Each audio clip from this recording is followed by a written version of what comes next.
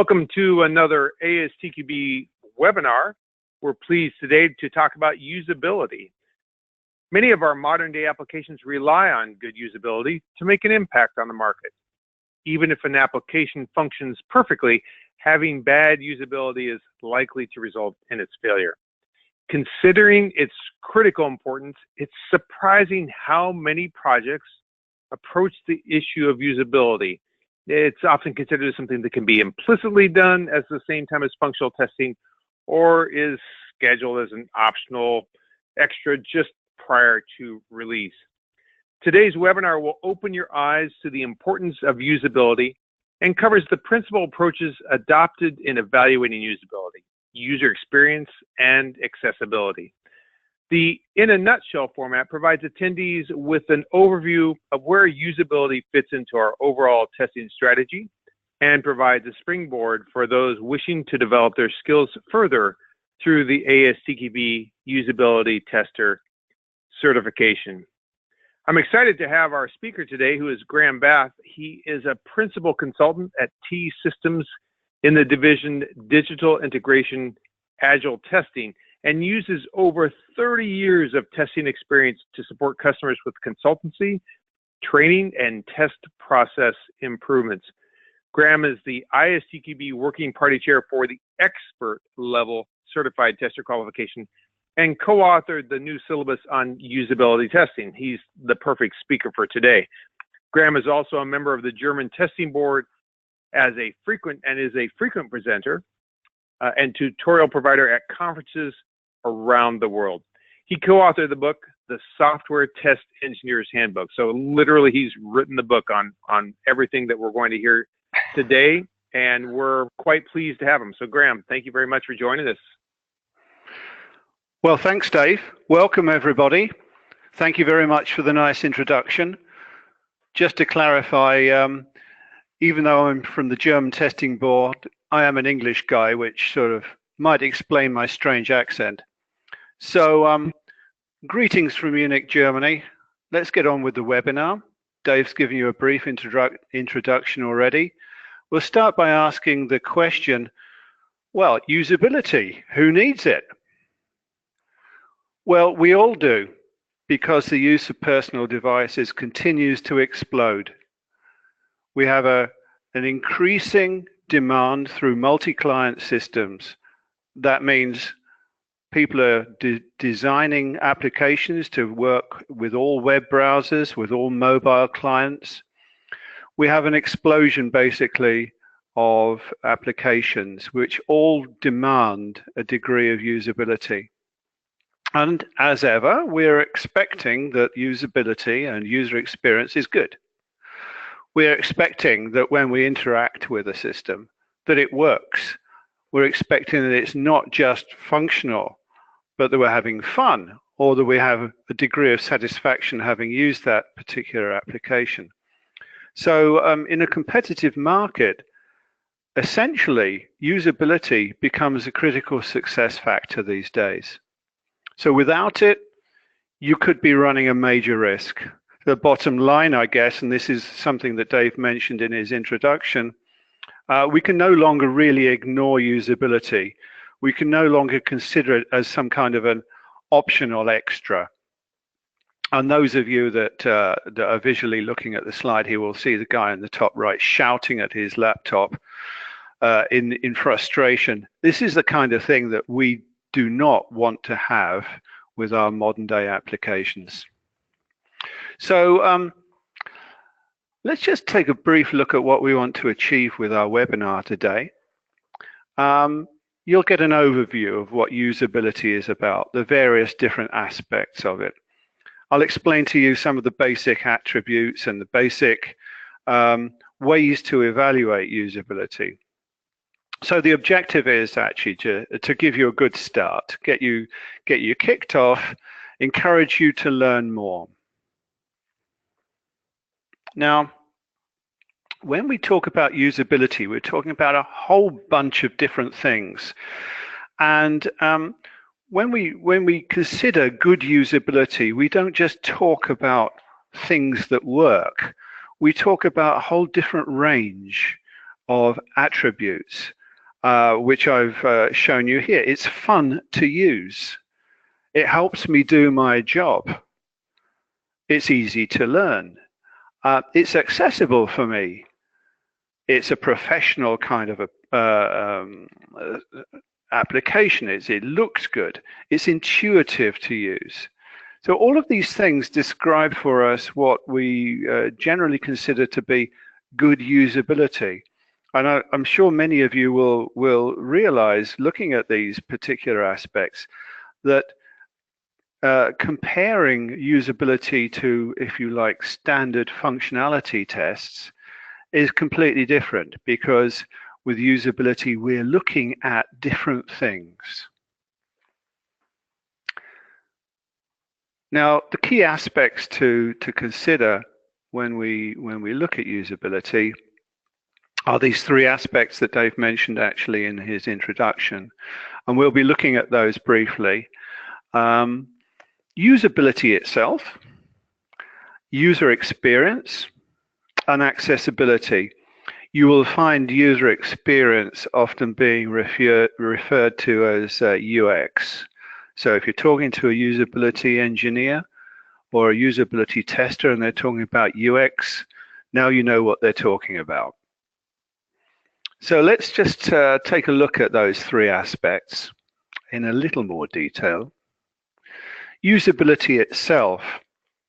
What are the things that we're interested in here? Well, first of all, who is actually using the product? It's not just that the product functions correctly, it's how does it function when particular individuals or groups or roles are using the system? What experience levels do they have? There's a very user-centric view of the application. And it's not just that, it's the context in which the application is being used. What kinds of things is a user trying to do with the application?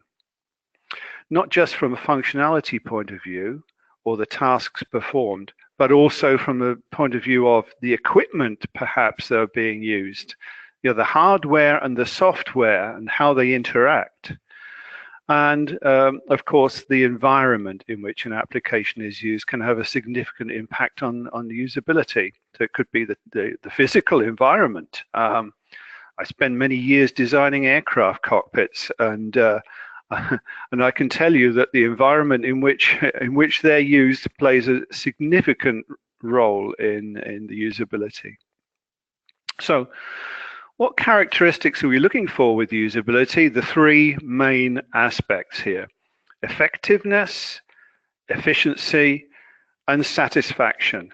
Now, effectiveness means basically, does it work? Can I do the job that I'm looking for? This has got a high level of overlap with perhaps the functional aspects that we normally would look at.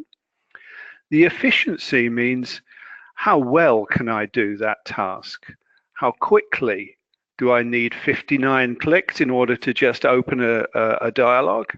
Or can I quickly go to the dialogue that I'm looking for and do the task that I'm asked to complete?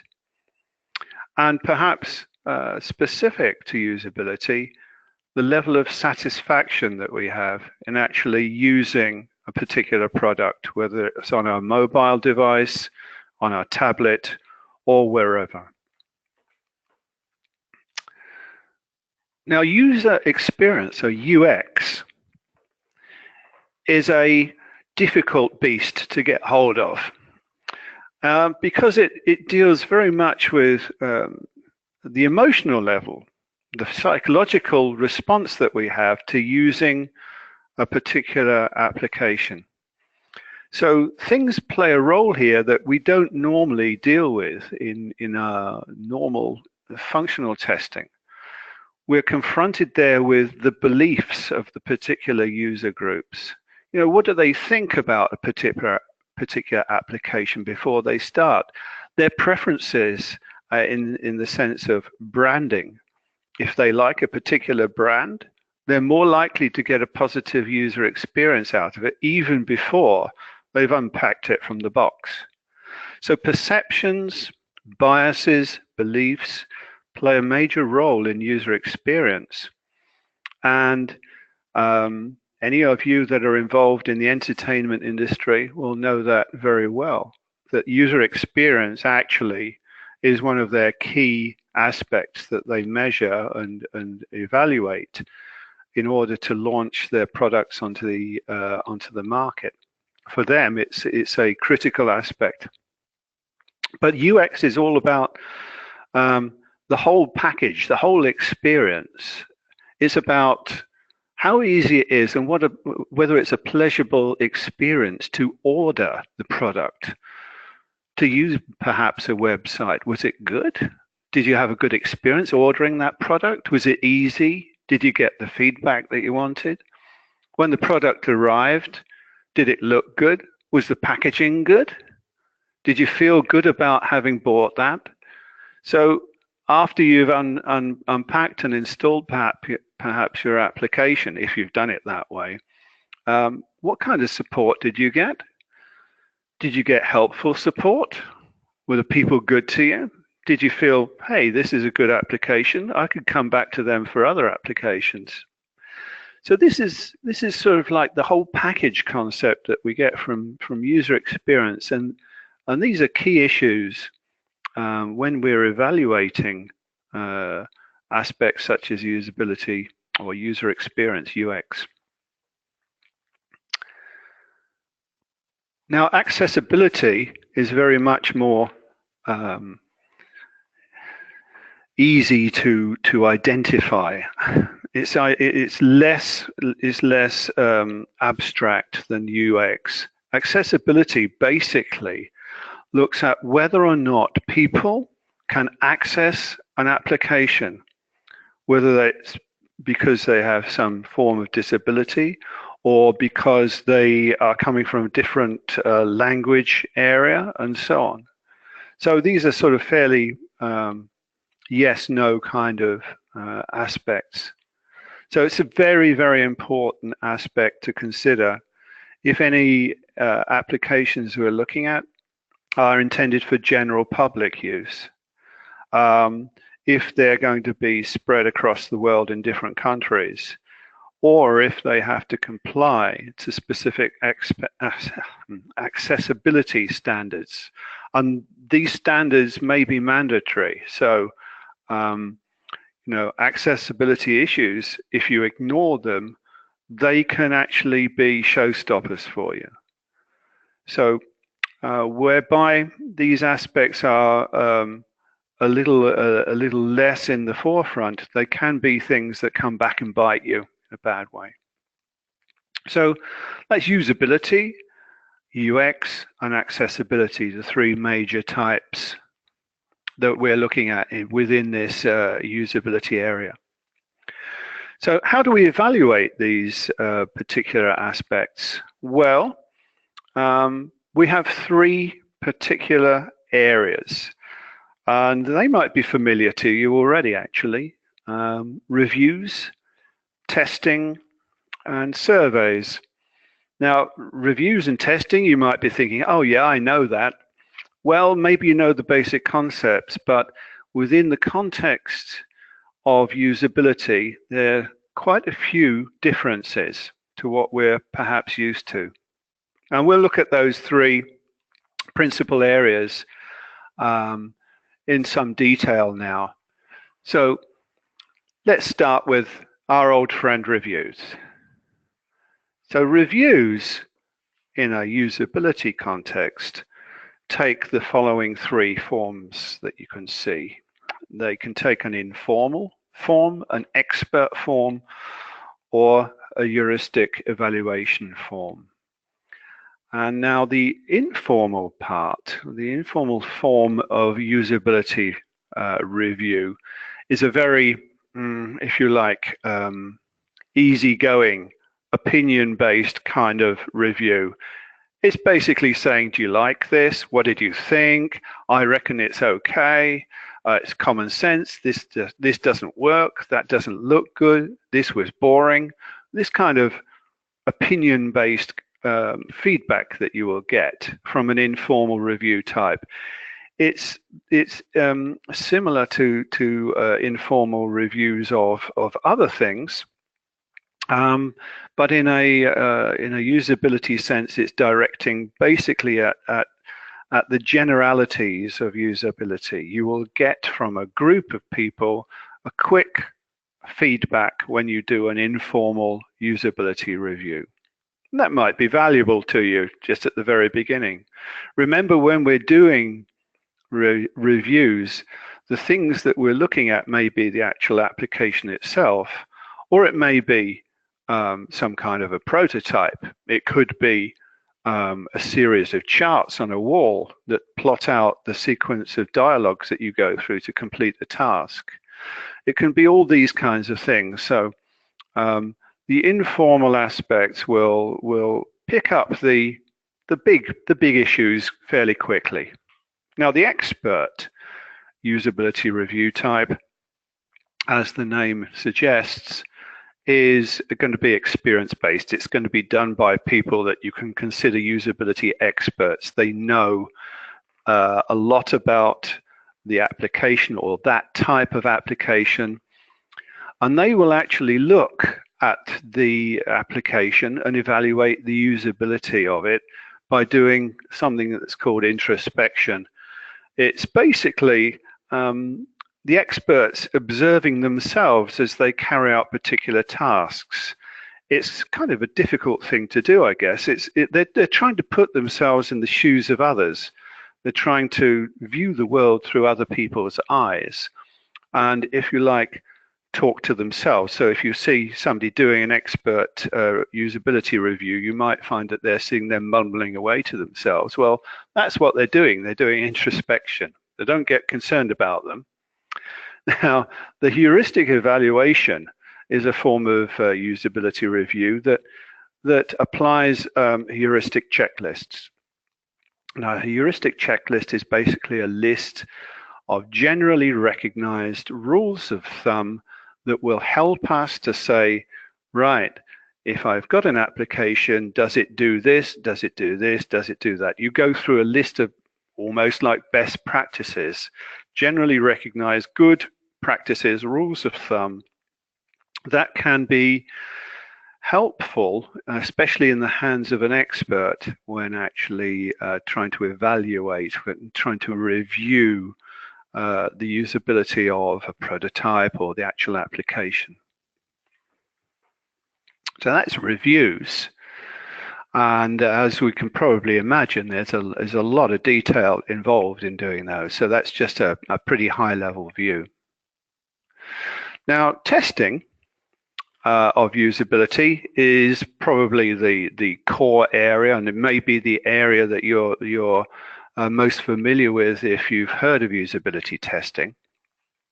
And we generally try and keep the usability testing approach down to the 4 areas shown at the bottom of that slide: prepare, conduct, analyze and track, and communicate. We'll look at those in a moment or two, but before we do that, I think it's important to differentiate between functional testing and usability testing once again. Usability testing is performed in sessions. A session, let's call it 1 or 2 hours. For each session, there are things called scripts that are used by a person called a moderator. Now, that could be a usability tester. A moderator is basically orchestrating a usability testing session. And that moderator will have a script to go through. It will include things like, okay, what step next? How do I inform the participant of what to do next? And so on. It's like the checklist of things to do such that the usability testing session runs properly. Now, the tasks, usability tasks, are the things that are performed by the usability testing participant. This is the person that is going to be doing those tasks. Now, whilst they are doing those tasks, there can be a number of different ways to observe what they're doing. And we'll look at that as well. So you've got a number of different aspects involved here. Sessions, the scripts used by a moderator, the tasks performed by the participant, and the observers who are watching what the user does and taking notes. So we'll go through the 4 steps that we have in our general approach, and we'll see how these particular aspects play out. First of all, probably comes to you as no surprise in testing, the first thing you sit down and do is prepare a test plan. Now, the test plan, as you can probably imagine, contains all kinds of stuff that you're familiar with, but with usability, you will be looking at some specific areas, the roles, the location, what mix of different approaches you're going to be using. Now, just taking the location, for example, as a particular point that you need to establish in your test plan, you know, the location of a usability test can be many opportunities. There can be 2 office rooms connected by a video link. It could be a room where a particular test participant actually works. So you're observing them in their place of work, perhaps. It could be a public place. Now, I've suggested here cafe or fast food restaurant, you choose, but it's somewhere where you can informally get together and actually do a usability test. Yes, you can do it in places like that as well. Or right at the other end, the other end of the scale, you can have dedicated usability test labs with all the sophisticated mechanisms and tools available, one-way mirrors and eye trackers and goodness knows what else that enable you to go into the very details of evaluating how users use their particular applications.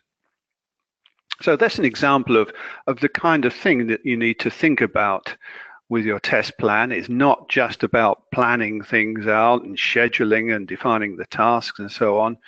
It's about that kind of issue. So you'll find within the test plan a lot of different things to consider.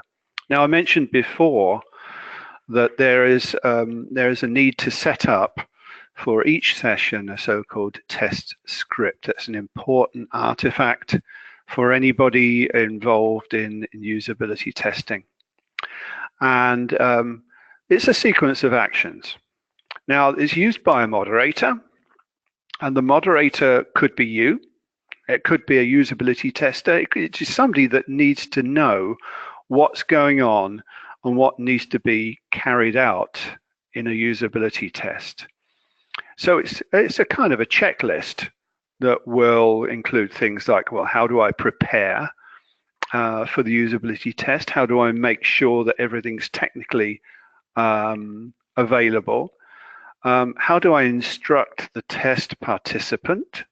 So you're going to be sitting down with the test participant and actually giving them a kind of a session, a preparatory session, by saying to them, well, this is what I want you to do. I want you to be, for example, as natural as possible. Yes, there will be people watching you, but try not to be too distracted by them. Try to, for example, think out loud, which is a technique that's often used in usability testing, asking the participant not just to sit down and do a task, but to think out loud as they're doing it. That comes easy to some people. For other people, it's a little difficult.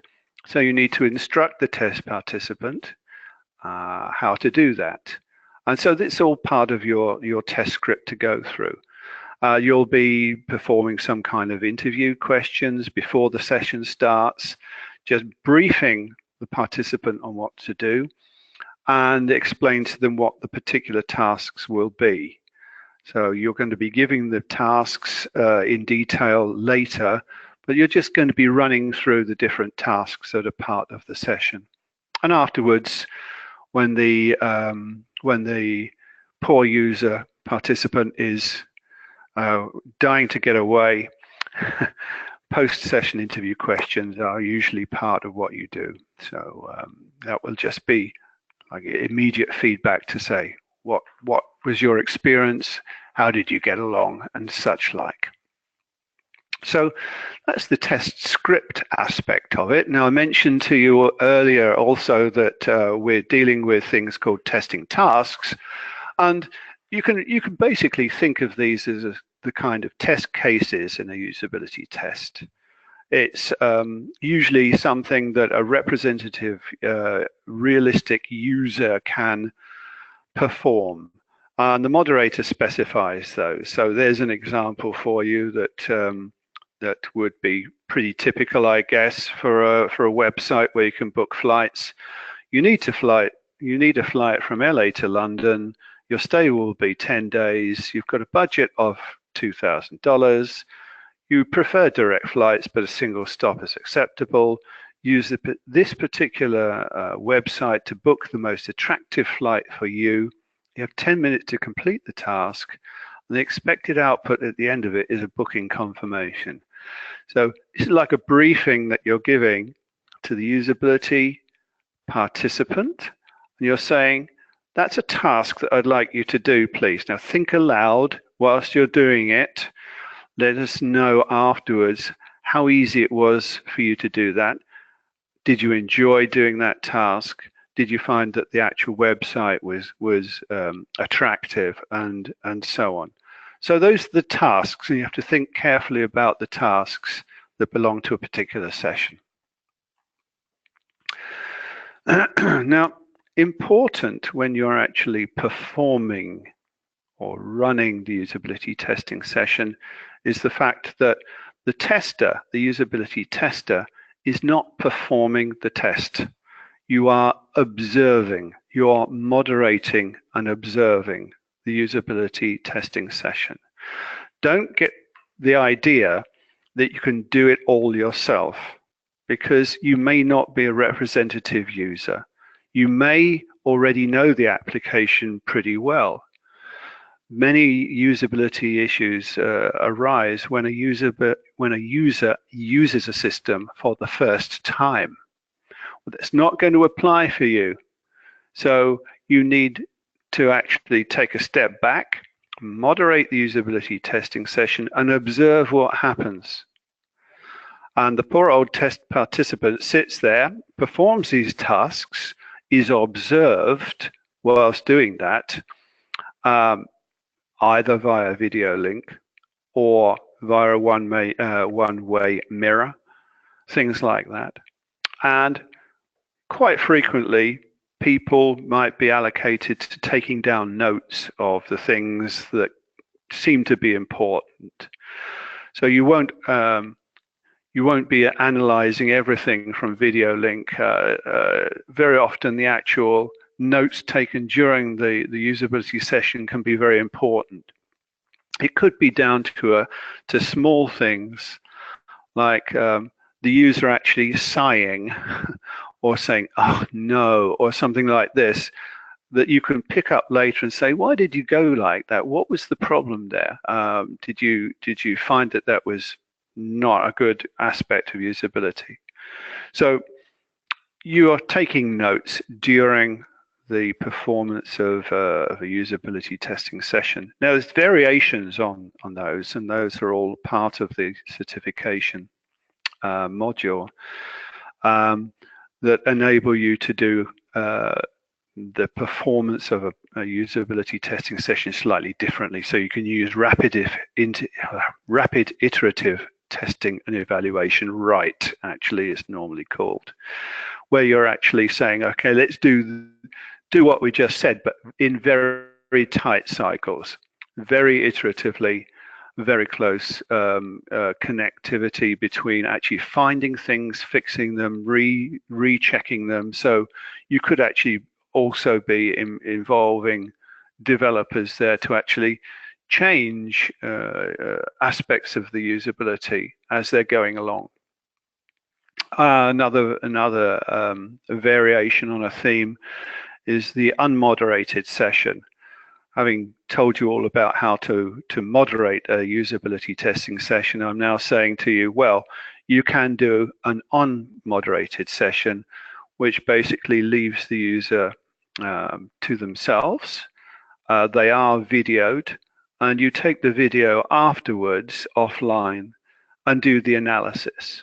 That's a possibility. It's called an unmoderated session, and there are pros and cons of all of these things, as you can probably imagine. Or there's the short form. The short form basically involves turning up to your favorite fast food place, getting a few people together from your project, getting a few people together, perhaps that would like spontaneously to participate in a usability testing session, and just doing it. 15 minutes, 20 minutes, short form. You will not get a lot out of it, but you will get something out of it. You'll get spontaneous reactions. You'll get some useful inputs, presumably. And if that fails, well, at least you've been to the fast food restaurant. So that's the kind of thing that you're doing with usability. Now, important when you're looking at the results is to recognize the value of positive feedback.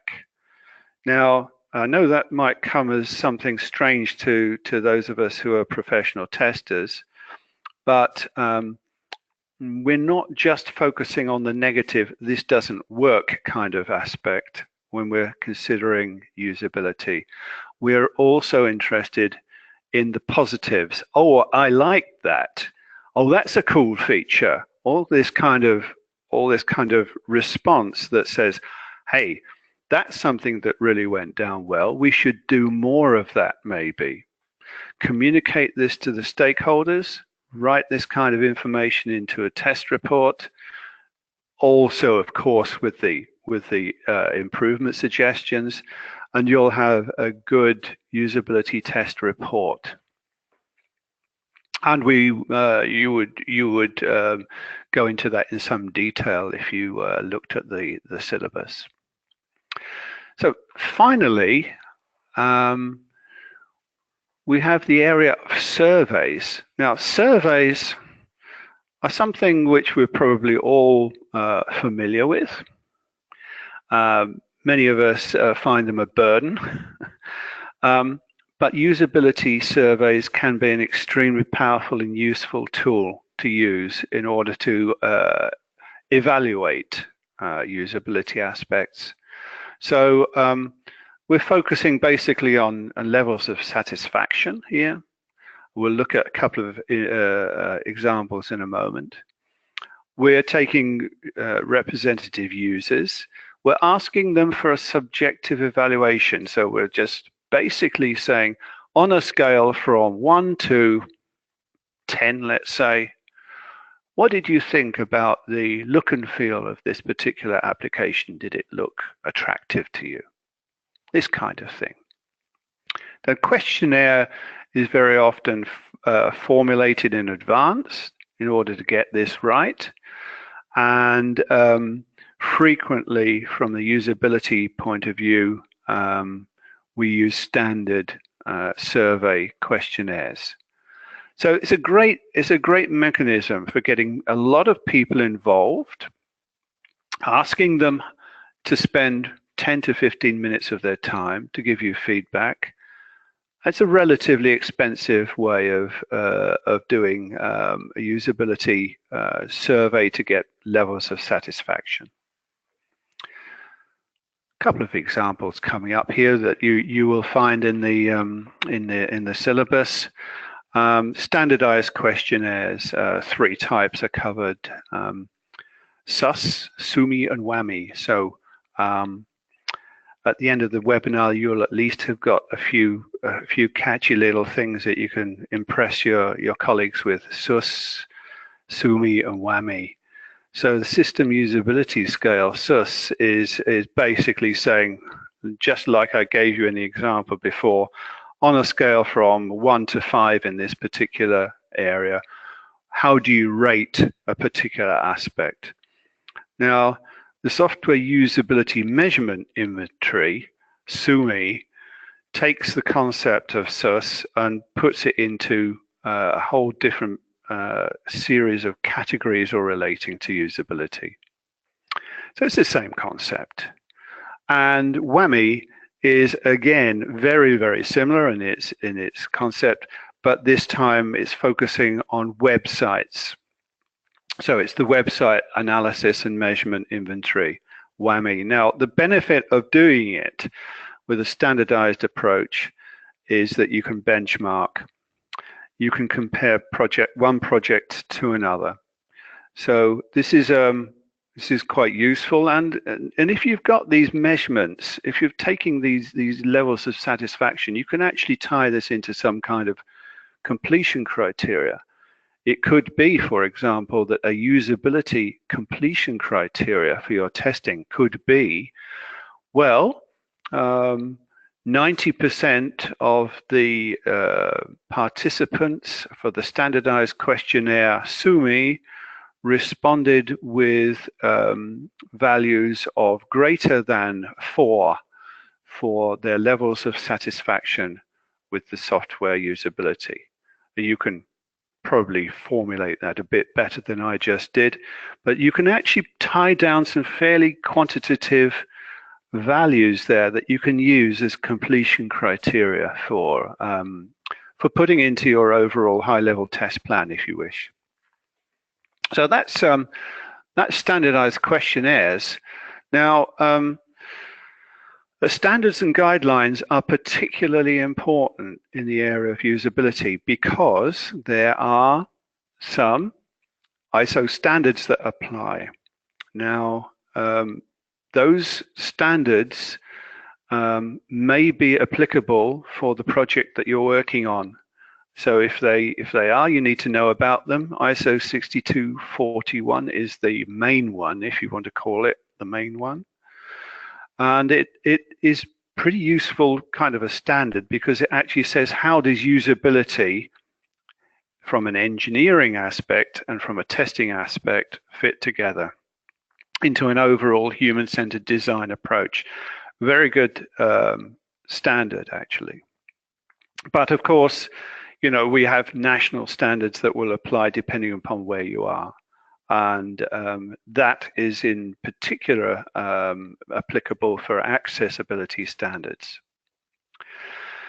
Now, guidelines are important because we would prefer to not find usability problems late. We would prefer that quality is implemented at development time by using good standards and guidelines. And the guidelines are out there in industry. Just Google them. Just look at developer guidelines for Android usability, and you'll get a whole bunch of different guidelines that developers should apply so that they can make the products that they're developing for Android usable. And they're really good to look through and get a feel for the kind of issues involved there. We take it all a little bit for granted. So when you're involved in this kind of usability testing, take a look also at the standards and guidelines that are available. So it's time to wrap up. And helpfully, you won't believe this, my watch stopped in the middle of this, so I'm assuming that I'm on reasonable time. Let's put a few of these points through our heads one more time just to wrap up. Important. Software can work exactly as specified, but still have usability problems. That's a key point to take away from this particular webinar. We've looked at some of the key special aspects of usability: effectiveness, efficiency, and satisfaction. We've looked at the 3 aspects: usability, user experience, and accessibility. And we've looked also at 3 They come all in packages of 3, I've noticed. 3 particular evaluation types: reviews, testing, and surveys. Now, with that mix, you need to apply some skill in order to get the right mix, to make sure you're doing the right kind of testing at the right stage and evaluating the right kind of thing. Usability evaluation is different to what you could call normal functional testing. It involves a deeper involvement of stakeholders. There are different roles to observe. Test location is particularly important. You're looking at positive findings. Surveys are used, and there's a very close link to usability engineering that needs to be thought of. So, you know, I do quite a lot of evaluations of projects, and so often I find that the people, when I ask them, are you doing usability testing, they say, oh yeah, we're doing that at the same time as functional testing.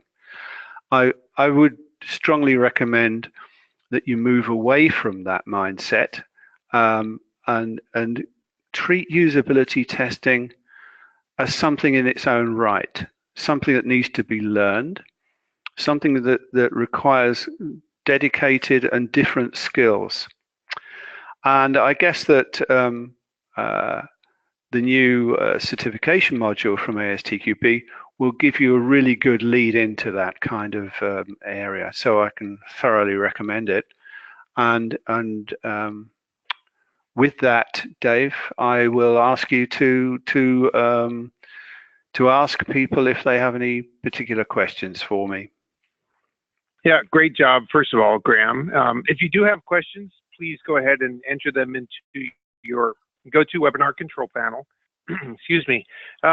We did receive a question early in the webinar, and you addressed it to some degree, and perhaps actually fairly thoroughly, but it covers a couple of different aspects that I wanted to go over. The question is specifically, and I'll break this into maybe a couple of parts, but it says, does the certification cover any tools or government mandated usability, accessibility standards such as Section 508? And you did talk about the standards to some degree. So I suspect that those are heavily dependent upon the geographical or legislative influences specific to each person. But I also want to talk about, have you talk about the tools a little bit. Yes, good question, whoever you are. Tools, we don't go into that in great detail, except in the area of setting up a test lab at the basic level. Standards we do go into, however, not at the level of detail, where it's expected people to be able to, if you like, recite the standards. That people would need to know what kind of standards they have around in the ISO area and in their local area. So there are, for example, in the US, particular accessibility standards, such as, I think it's the Americans with Disabilities Act, if I'm not... Right, the ADA, absolutely. Well done, okay, thank you, you know about that. So that kind of thing is mentioned with the intention of raising awareness and giving people just basically an idea of what's in it, so that they know where to go look if they need to. But we don't cover at a foundation level course the fine details of all that. Okay, very good. Here's another question that came in. It asks, do you have any recommendations for when the QA team identifies usability problems, but management doesn't think UI or UX is important? Well, I tell you what, that's the classic problem. I think the management management will start to take account of usability and UX problems when they can see that the subject is being treated, if you like, seriously and professionally, and that they're realizing that the actual value added that they get from having a good product from a usability point of view is giving them an edge. Now, getting that ball rolling is not easy, but you can use some classic examples. And I don't think it takes very long for most people to think of usability issues. So, you know, I don't know how the local transport works in your part of the world, wherever you are, but in Munich, if you go try and buy a ticket at the railway station, it's a nightmare if you're a visitor to the city, and it's because the usability is no good. Now, you can usually pick up on some real life situations, and you can also learn from experience that that users give you feedback after applications go into production and say to you, look, it functioned perfectly. It ticks all the boxes, except, do you know what? It takes us a long time to do this, or this is no fun. This is such a boring application. So I guess you've got to look at the risks involved, and the syllabus does look at the risks involved, in particular with accessibility. As I mentioned earlier, you've got potential showstopper and regulatory issues to deal with, and from a point of view of usability and user experience, you've got you know, market share is at stake. So I guess the job is to address those risks, go to management and say to them, look, these are the risks that we are running if we simply ignore usability as an issue. No, a good answer on that one. Let me jump to a different topic or a question regarding timing. And the question is it best to do usability testing just before releasing the software into production? Not only then. That's the typical time, because that's when the application, if you like, is in quotes finished. And so that's when many people do usability testing. The problem is, as ever, if you find anything at that stage, can you fix it? And some of the usability issues that you might come across can be readily fixed late in the life cycle, but many could have very deep-seated design aspects that simply are not going to be implementable within the short period of time. So in the context of shifting left and doing things as early as possible, there's a whole raft of things that you can do in usability to ensure that that the quality is put in at a pretty early stage. So you're going to be doing reviews, you're going to be doing prototyping, you're going to be doing early usability sessions with particular user groups and so on, before the final product is completed. So you have a lot of options available there, other than just doing a final kind of a wrap-up usability session towards the end, just before release. It doesn't have to be that way. Okay, good. That's very helpful. One last question for you as we wrap up here, and that's regarding the usability survey. Here's the question: can't I create my own usability survey? Yes, you most certainly can. But I guess anybody that's tried to write their own questionnaire has made the experience that it's really easy to start off, but really difficult to get a good, coherent, simple questionnaire out of it. And so the temptation is always to have a go yourself. And there are ways that you can do that. So yes, you can do it, but actually a lot of people that know a lot about usability have thought this through already. And that's why they're using these standardized questionnaires, which are, I believe, free to use, if not very cheap to use, is a really good idea, because why reinvent the wheel? You've got it all laid out for you. They're tried and tested, if you like, these questionnaires. Why not use them? No, that's brilliant. That's brilliant. Thank you. Graham, I want to thank you again for an excellent usability testing in a nutshell webinar. So thank you once again for joining us. I want to let everyone know that this is being recorded, so that we'll be posting it on the ASTQB website very soon, and that way you can share that with your coworkers and colleagues. So Graham, thank you once again. My pleasure. Have a good day, everybody. Bye-bye. Bye-bye.